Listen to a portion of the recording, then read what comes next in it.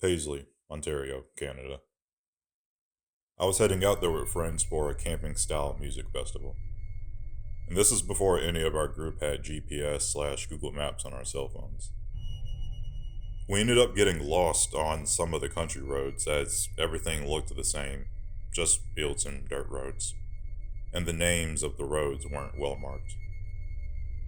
We finally decided to stop at a farm to ask for directions. It was a very old looking place, and as soon as we pulled into the drive, a whackload of Amish style dressed men, women, and children came out and surrounded the car. Legit, one guy even had a scythe. I rolled my window down and politely said we were lost and asked how to get to such and such address. One of the men got down low and leaned right into my window and goes, "There's no place like that around here. How about y'all stay here with us? You should stay here." And then he grinned this big, greasy grin that gave me chills. People were really gawking and closing in around the car at this point, and my friends started freaking out. I said something like, "Thanks, but we gotta go." Then put my stereo system on blast, which got the guy out of my window and made the folks around the car back the frick up. I immediately rolled up my window, revved my engine, and peeled out of there as fast as I could. We found the address about 5 minutes later, just down the road. Total Children of the Corn vibes, for sure.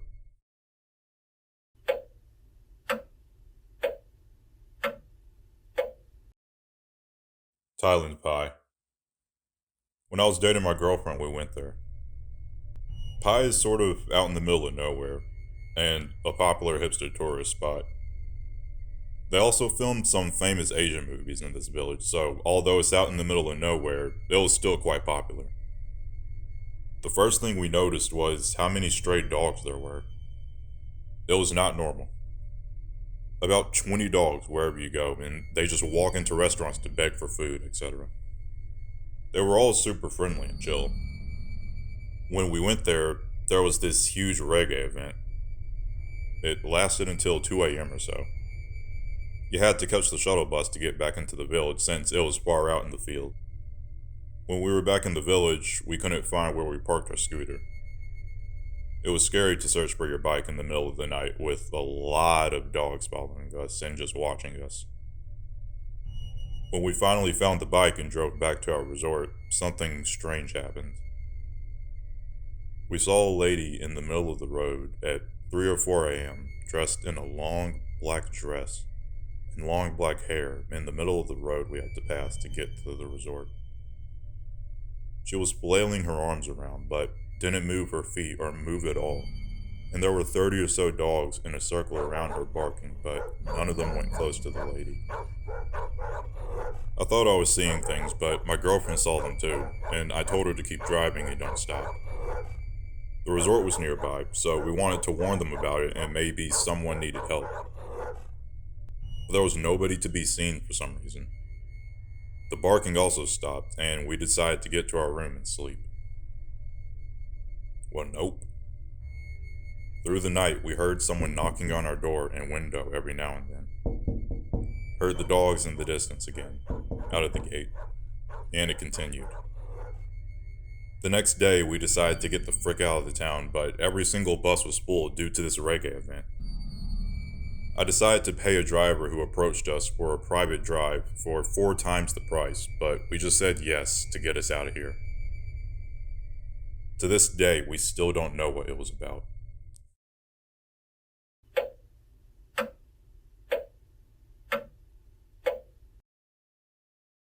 Throughout high school, me and some friends had these trips to the South Texas desert near the border.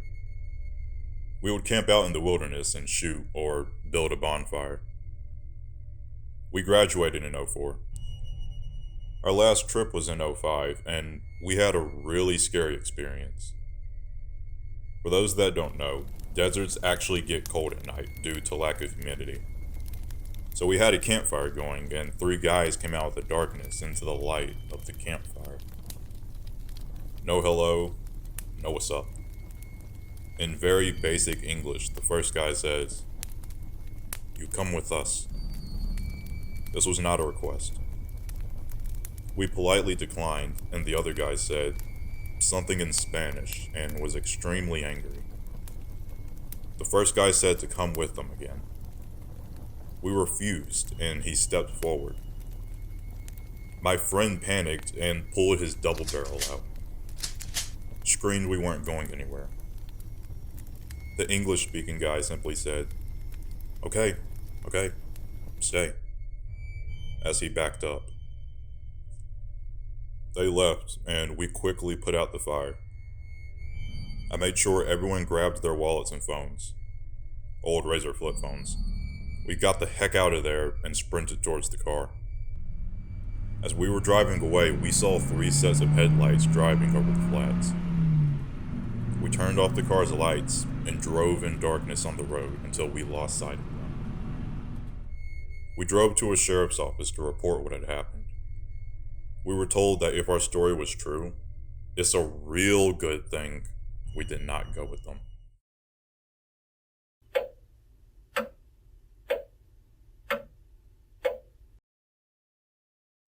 I was walking around in a town in Algeria. I wandered into a neighborhood and noticed there were hardly any people out. A little farther, and there were literally no people out. I started to feel a little uneasy. And then I see an extremely tall man walking straight towards me, obviously with intent. He gets closer, and I see an older gentleman with a long gray beard and wearing a gray tunic. I stop. He comes right up to me and says, in pretty good English, "You're not safe here. We need to get you off the street." I said, "Okay," and he says, "Follow me." We walk a few blocks and come to a door. He says, "Wait here a minute," and goes inside. He opens the door again and invites me in. When I get inside, there are maybe a dozen men. They are all dressed in black, and they are staring absolute daggers at me. Graybeard lays into them, starts shaking his fist at them, gets really worked up. Then one of the younger guys goes into the kitchen and brings out some tea and cookies and offers them to me. So I'm drinking tea and trying to smile, and one of the young guys asks where I'm from, and I say, "The States." And he starts talking about the CIA and stuff. And then I say, "You think the CIA is bad here? Let me tell you about Central America." And then pretty soon everyone is warming up to me and we're laughing and talking. After a bit of that, the older man invites me back to his apartment. He has a huge library. I give him a book that I had finished, and then he tells me what just happened. His little brother, one of the younger men, was the leader of a radical group. All the other men I had met.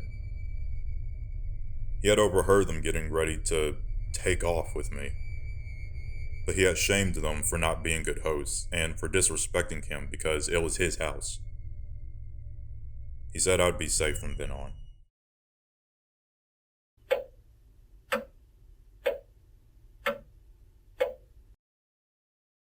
I went to an ayahuasca retreat in Peru. The retreat itself was amazing, and I'd recommend it to every living person.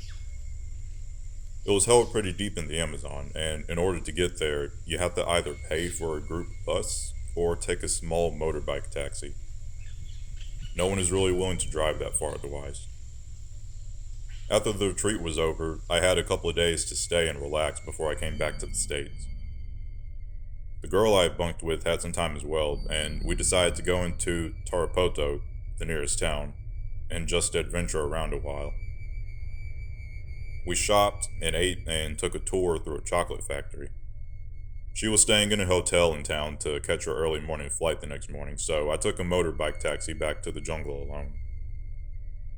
About halfway down the road, the driver stopped and a man holding an AR came up to the cab and started asking me questions about where I was going, what I was doing, etc.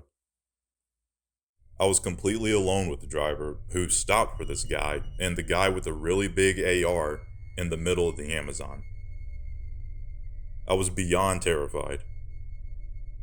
The whole ordeal lasted less than 5 minutes and ended with me paying the other guy a toll of 10 souls.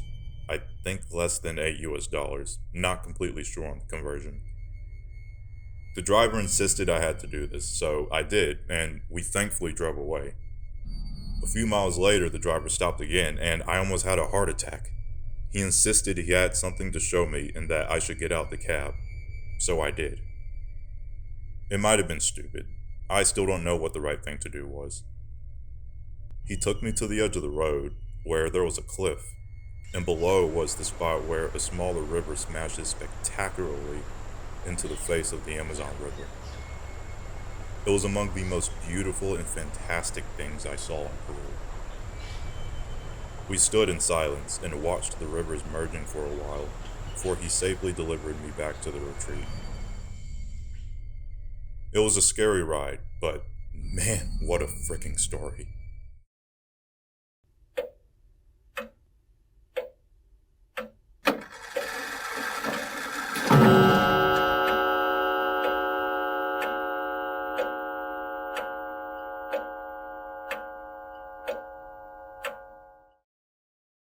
Thanks for watching. I hope you enjoyed and have a marvelous day. Stay humble. Stay grateful.